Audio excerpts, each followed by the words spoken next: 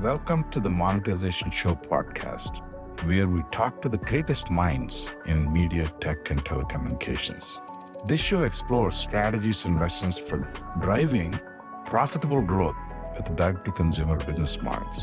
I'm your host, Vijay Sajja, founder and CEO of Evergent. My goal is to bring you specific and proven strategies straight from industry leaders that will help you solve your greatest challenges at the intersection of direct-to-consumer business models, evolving user preferences, market and competitive pressures. Welcome. Today, I'm very excited to have Michael Lantz on the show. He's the CEO and co-founder of Exito.tv. Exito has been a pioneer, continues to be a pioneer in the video experience transformation across the globe. Company was established in 2004. Under Michael's leadership, Exito has grown from a startup to a global company with over 500 employees, 16 offices, with the major customers like HBO, NBC Universal, and Deutsche Telekom. With over 2,000 video service deployments worldwide, Michael has guided Exito to become a trusted partner for video service providers looking to monetize content in various business models and adapt to changing consumer expectations. Welcome to the show, Michael. Thank you so much, Vijay. Yeah, first question, just curious, what made you agree to the podcast today? Well, first of all, I'm listening to a lot of podcasts, and it's an exciting medium, I think, and very good for anyone sort of who's interested in sort of want to get a bit more deeper and more personal type of media consumption when you don't have time for anything else. So I think this is great. It's something I enjoy doing. And of course, when you reached out, this seemed like a great fit. I feel sort of a bit of a kinship with you guys. We're sort of in the same space. We're solving the problems that our customers are asking us to solve. And I think we can do that in a very good way. So I'm very excited about this. Awesome. Thank you again for being part of this. Before I jump into monetization strategies, we'd love to hear about your entrepreneurial journey, right? So you've been at this for over 2 decades, and you've seen how tech has changed over the last 20 years. And maybe you can comment on that, and also what sparked your interest in the media and streaming industry. Yeah, it's amazing, isn't it? 2 decades. I never thought I'd still be here after 2 decades, of course. But, when you enjoy something and you're part of an exciting industry that has gone under so many different transformations over the past 2 decades. And frankly, the decade prior to that was also very transformative with the emergence of sort of a multi-channel pay TV was sort of a 90s thing, obviously. Media as we know it, and TV and sort of video entertainment has evolved tremendously over the past 30 years. And it's just a super exciting industry to be in. So I started prior to founding Exito, myself and my co-founder, Frederick, we were management consultants focused on the transformation of the media industry due to the advent of internet communication. So obviously back 25 years ago, 2000, 2001, there were a lot of ideas on how streaming media will evolve. And of course, we who were there at that time, we know it wasn't much that was available, like some flash video potentially, but that was it. But you can see those changes that would happen in the industry once technology matured. And I think sometimes you underestimate what kind of impact the technology shift will have in an industry. But in media, it was so obvious, right? There was no physical distribution would be needed in the future. That transformation would happen, well, obviously first on text and audio, and sooner or later with video. And I think that's something we can see in hindsight that happened. So once we decided to embrace that technology change, it was kind of obvious that we should go in somewhere in this industry. And we chose to go in what we knew best, which was the sort of user experience or video experience part of the ecosystem. It makes a lot of sense, Michael. I kind of agree with you on the technology disruption, how it enabled new ways of doing things. Right? People never imagined that you could actually have a reliable streaming video, and it transformed the industry. In addition to tech disruption, we both know that the business models have also evolved, right? Business model disruption happened. And a lot of our customers are now dealing with both technology disruption, business model disruption, how to evolve their business model to include streaming, subscription VOD, or pay-per-view, or monetization, advertising, and a combination of all of those, right? So I agree with you, it's an exciting time to be serving all of these customers, right? So a bit on your entrepreneurial journey, I was at the NBA Tech Summit. Something I learned I didn't know, maybe it's a thing going on now, and everybody was talking about, we had NVIDIA CEO there, Jensen Huang, speak for about 14 minutes. It was really fantastic listening to him.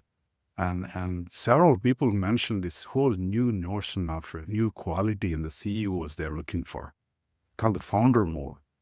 And then you and I have been founders for all along, right? And so have you heard of it? And I think what they're talking about founder mode, you're really deeply caring about how outcomes of the customers, right? So if necessary, getting into the details of that value creation, right? So just wanted to, you can share your perspective on it. Well, I haven't heard about that specifically. I know, of course, about Jensen. I have the greatest respect of what he's built with NVIDIA, but I do think there is, of course, a level of sort of care. You are with the company with your heart and not only your mind if you're a founder. And I think that has sort of an element, of course, that if you invest the feelings in the company, I think everyone knows that, and you care more about sort of the delivery, you care more about the customers. I think that is an element. I'm sure there are founders who don't care as much of the company. They just want to make a quick exit.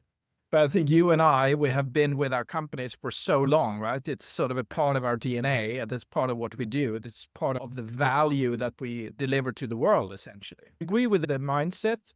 Of course, I hope that I can in some ways deliver on that sort of a founder mode promise. Yeah. It makes a lot of sense to words that really we bring our heart and mind together, right? So that makes a lot of sense. So first talk about the importance of user experience in driving engagement. What's the single biggest trend in UI UX for video platforms and that no one is talking about?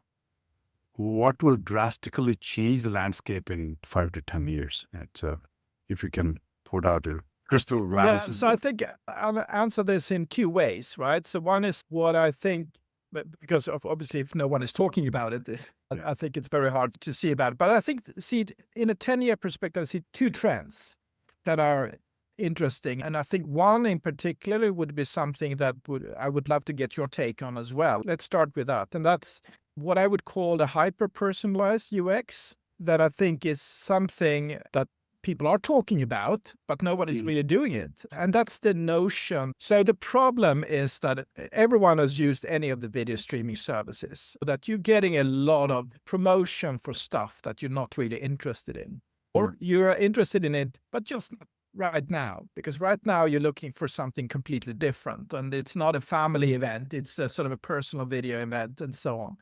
So I think with the advent of AI, of course, I would expect that it's not only about sort of content segmentation, but it's also about UX segmentation. You may want things, UX personalization. You may want things presented in different ways. You may want something that is personalized to you, not only in the content presented, but in the way it's presented, right? Maybe you're in a discovery mode. You want to do something, then you want and more trailer videos or so on. And sometimes you just want the next video in your UX. Yeah. And I think this is something that no one is doing well at the moment, not even sort of a company like Netflix tend to be overcrowded in the UX. And I think this is something that there should be a lot of innovation with. And historically, it's been too messy, too difficult to do this across many devices, across many different users. But I would say with the advent of AI, it should certainly be possible to attack this. And maybe in the future, you can have This is the interesting thing for you, Vijay. You can have a hyper-personalized business model as well. Maybe Right. that could be a way to adapt to specific Yeah. users. I think, great point, and I agree with you. And no one has solved this problem of personalizing experiences, right? Hyper personalization of experiences, right? I agree that there's a lot of value creation potential. And it's interesting you brought AI into this, right? I was listening to somebody else on this whole AI thing.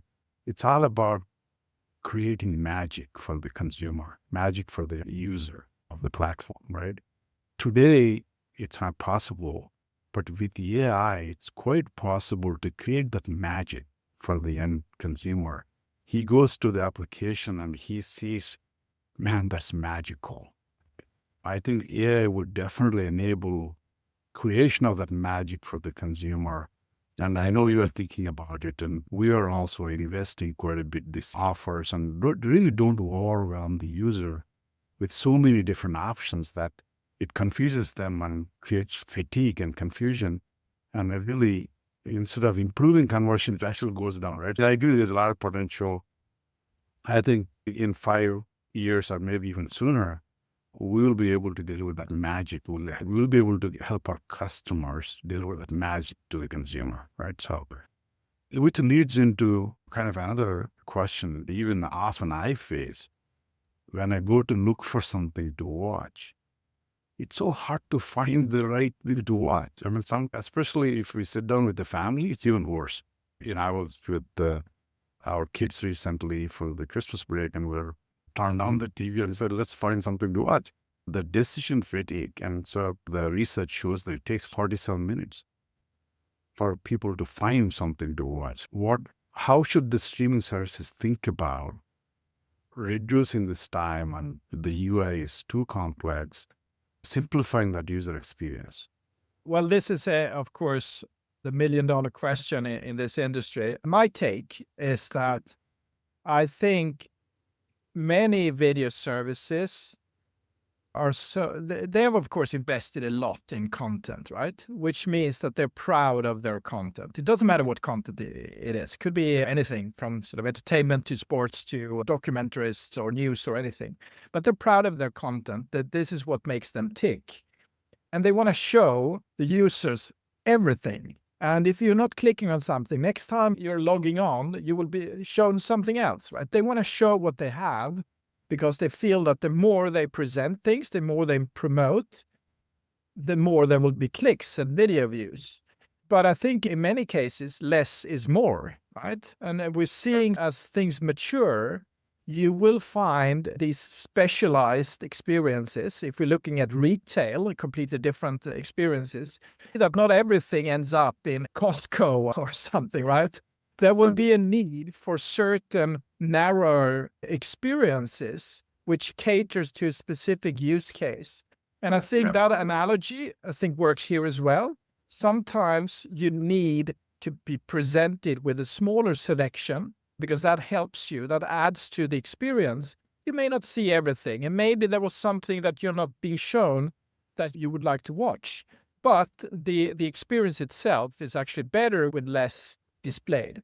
Now, the 47-minute thing, I believe that there are some viewers who actually enjoy the searching, right? This is part of the entertainment experience. I think we shouldn't read too much in the absolute numbers because there are always those people who actually enjoy searching and discovering and watching trailers, reading about the actors or whatever.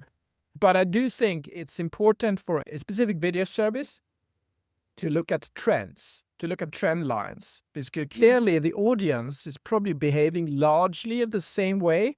So if you're seeing that your trend lines are going in the wrong direction, people are spending more and more time with discovery and less time with viewing, there is something fishy with the UX. You need to look more carefully at it. But if the trends are going in the right direction, and you always have some outliers and so on, but trends going generally in the right direction, people are watching more, they're more engaged. And I think your bread and butter, if churn goes down, if engagement is increasing, renewals are good, you're doing something well. So you need to find those KPIs that are important and not look too much on the absolute number of minutes that people spend to search. Yeah, that makes a lot of sense, what you're saying. Really look at the data, learn from the data, and adjust accordingly. The point is valid that some people may like window shopping. Really, they can actually choose to do window shopping, or for those that are people in a hurry, they get presented. So one of our customers actually have done some good work in this area is really you're talking about, depending on the use case, you need to do things differently.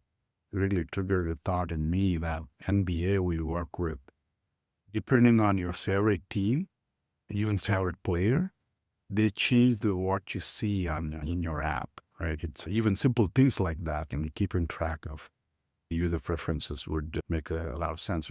Next topic is really in the new age of short form video. So I have two kids and they're Instagram. Unfortunately, they're not on some of the other short TikTok and all that. But with social media, short form content, it's really changing the way people are consuming content. How are some of the OTT providers approaching this content discovery plus actual consumption and engagement? Yeah, it's a great question. I think let me say some general observations first, and then I can take one example, someone who's doing this very well. So I think if you are a subscription service, then obviously there is no way you would be, the short form content doesn't really drive subscriptions necessarily. It's another type of experience. So then I think most of our customers are using the short form videos off platform, if you will, as marketing opportunities. It's a way to engage with the actors, the cast, the director, not interacting with them, but you're getting sort of the additional content, which would then hopefully create some sort of viral effect, which will create sort of demand for the video. And that's a science of its own, all right, to create attractive short form viral marketing to drive interest for the main platform. And I'm certainly not an expert on that. Yeah. But then you have some types of content, which is short form in nature, which may not be a subscription service or may have subscription elements, but it would be ad funded. I'm thinking about news in particular. You may have sports where the main event of the sports is sort of subscription or pay-per-view, but you have in the platform, you have more promotional content and so on. And then obviously it makes sense to bring all of that short form content that you would anyway have, interviews, analysts, or short form documentaries on a news platform or something like that. It would make sense to bring those into the main platform. And of course, one of the things that we know many of our customers who have that looking at is this sort of autoplay functionality. You want to have the short form video tying into each other, right? So it's natural flow, and depending on what you're interested in and what you're playing, that would then influence what type of videos you would see next, right? So your example earlier, if you're interested in one particularly Steph Curry, I don't know, that's the only basketball player I know. So if you're into Steph Curry, you would be seeing sort of short form videos about him, potentially. I think there are ways of tying that in onto the platform as well. That's the other use case. Okay. Got it. So for the benefit of our audience, we keep hearing, I keep hearing AR, VR, XR. These are kind of buzzwords that are coming up. How far away are we?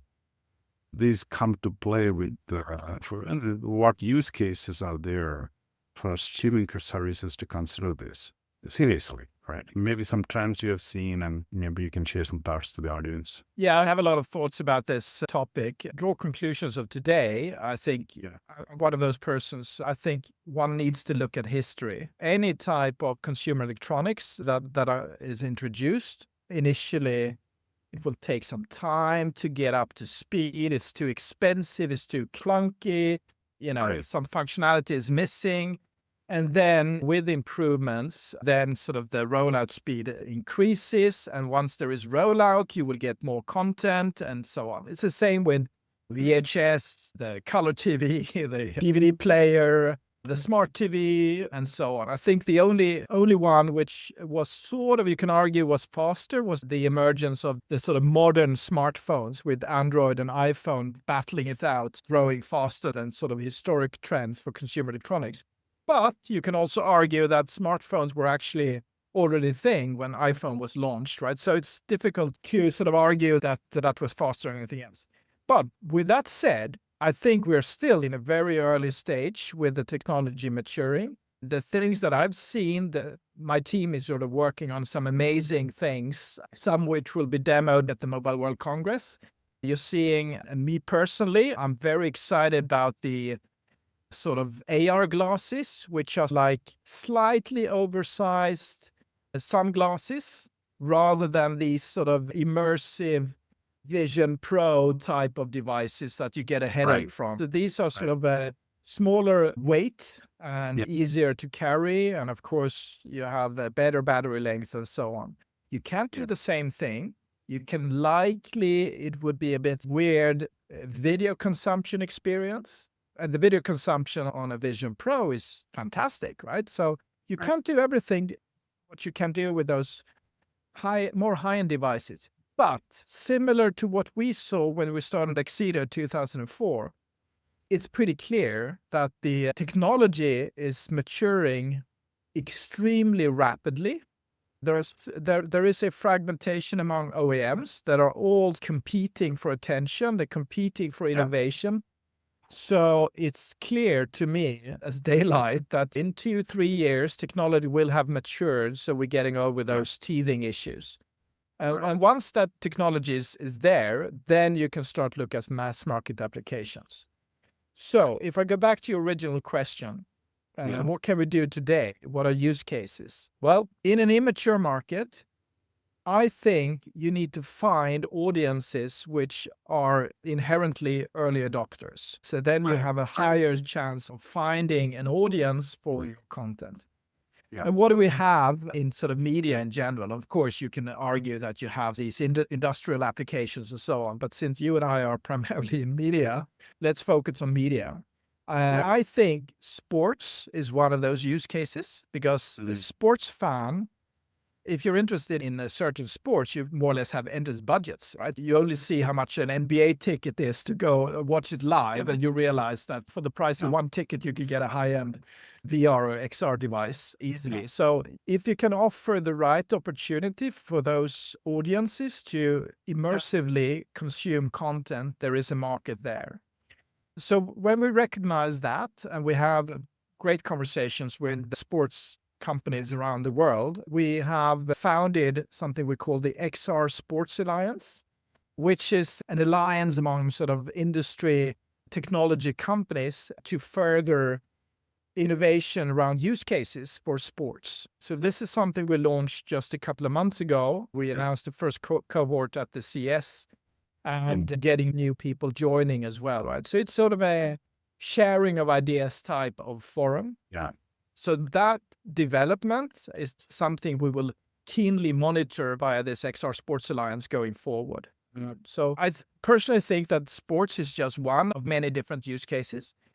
And due to the way the market evolves, I think it will be the first one that will have a critical mass. Makes a lot of sense.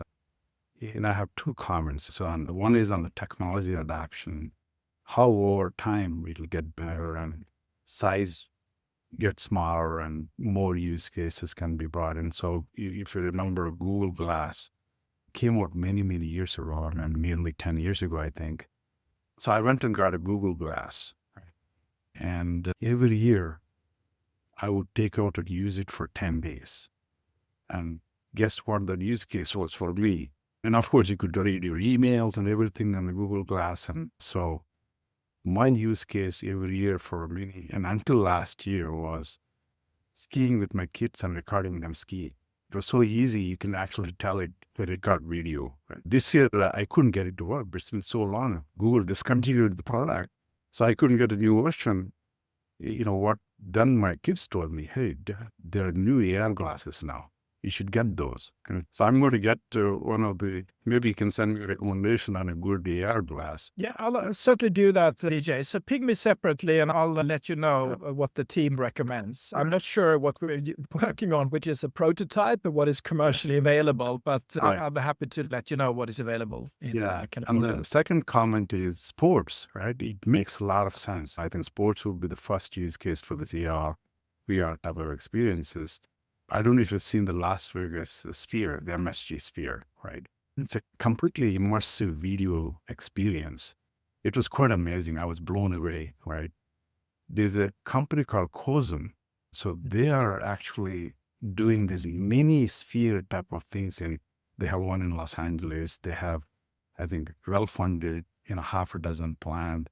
Basically, you go to that place where you can actually watch a game, like a Super Bowl or something like that. It's a more of an immersive video consumption experience, which is what you're talking about. You're using these glasses. You can actually provide that, people sitting at home there at the stadium, which is pretty amazing. Yeah, it will take some time before you get sort of everything, the smell and the sound and the lines to the bathrooms and everything that I think it's a part of why you enjoy going to the live events. But I think you can get quite some distance to that sort of truly immersive reality. And I think looking forward to some huge commercial deployments of those experiences. So you can have this in home, which I think is exciting. Makes sense. So moving on to live sports streaming. Right. People used to think live sports is the way why the cable bundle would stay on. They were proven wrong. Now live sports is being streamed across the globe, right? Cricket in India, soccer in Europe, football in the US, in the US, and basketball, baseball. What are the biggest challenges for streaming live sports? What are some of the ways the streaming services are leaving money on the table with the live sports, and what do you see happening and coming up? Yeah, live sports in general. I obviously know that sports is sort of an extremely high value item, right? I'm seeing all of these. There is a trend at the moment that the big platforms are acquiring rights to certain live sports. They may not have the full season of something. They only have selected games. They only have it for a couple of countries and so on. But we're talking about Netflix and Amazon and so on. They're acquiring sort of rights to sports. And I think one of the concerns that I have, in terms of the quality challenges, is well known for sports. You can't be too delayed. It has to be super high quality and all of those things, right? That's a given.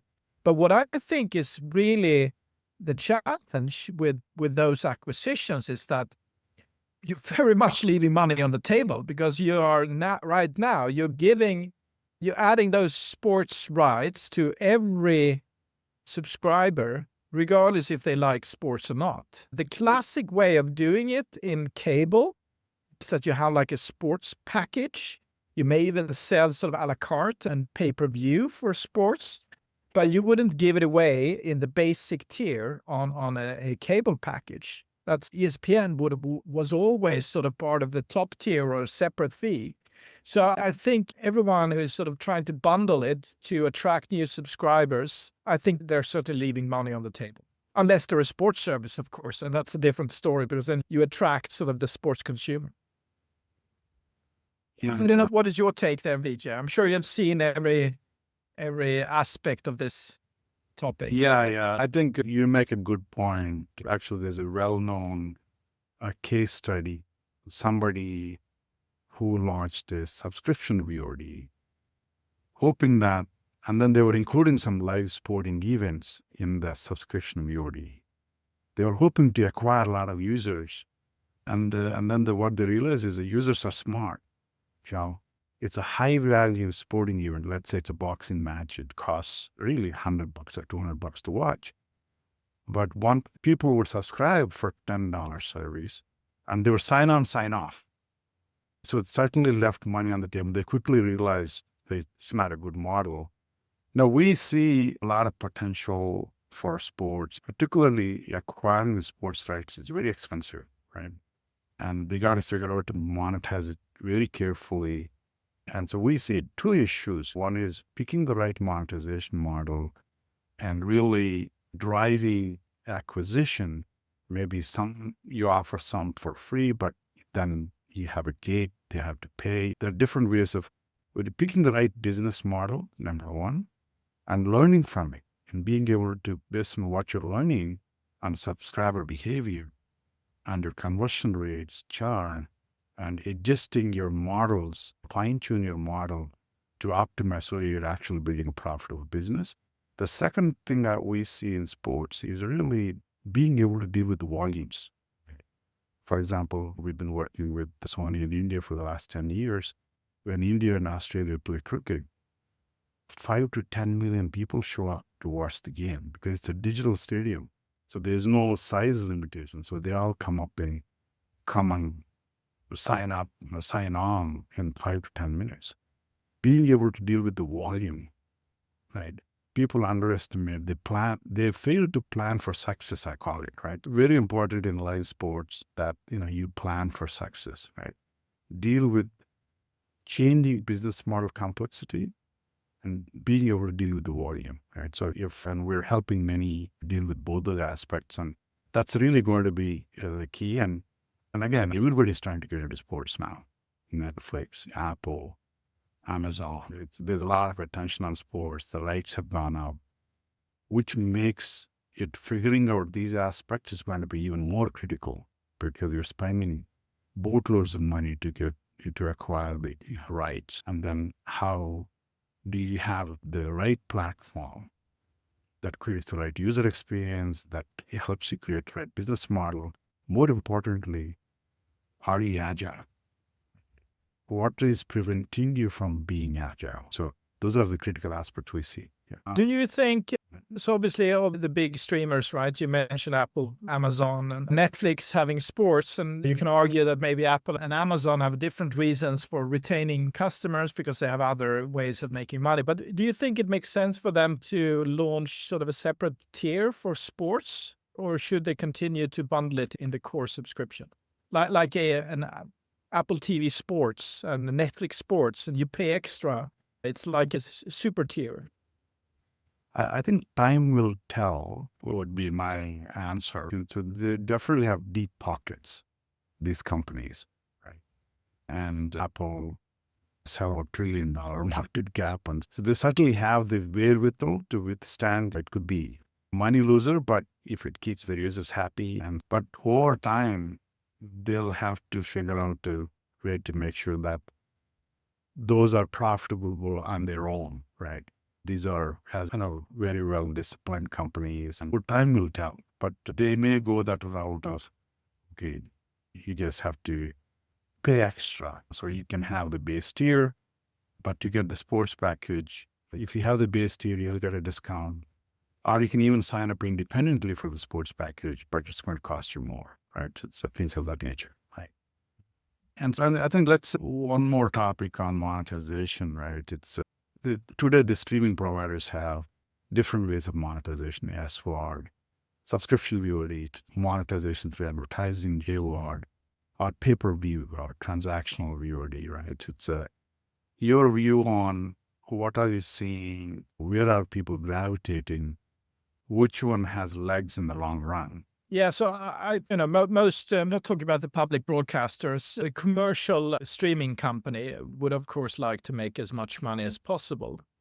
And I think the emergence of the hybrid VOD model, so just spoiler alert, I think every serious streaming company will have all models. That's what I think, right? So at some point there will be money on the table unless you charge extra for certain types of content, or you may charge extra for watching the next episode early, or there are ways of having TVOD in addition to an SVOD, right? You can figure out ways of making more money. But I think the hybrid VOD model, which is a sort of an SVOD with advertising inserted, makes a lot of sense. Why does it make sense? Because as I'm sure we have all seen, it's not material amounts of money that the SVOD providers make, but it has allowed them to raise prices on the ad-free offering. And I think that's the secret here, right? It's not about making necessarily more money from the advertising.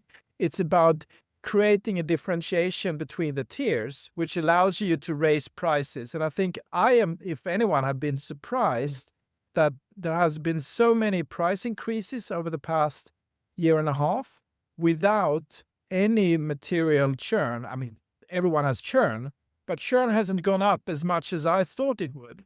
And I think part of the reason is, of course, that you can downgrade to this ad tier if you're budget conscious, but people are annoyed with ads. And I think many of them see that maybe I can pay $5 extra, $7 extra to get to this higher tier. So you're creating a clear additional value, which you had before, but additional value in the differentiation between the tiers. And I think that's very attractive for any commercial streamer. Yeah.